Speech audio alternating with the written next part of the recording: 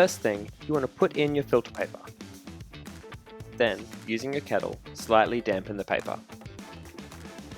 Grab 15 grams of filter ground coffee beans and pop them in. In a circular motion, pour 50 ml of hot water to start the blooming process.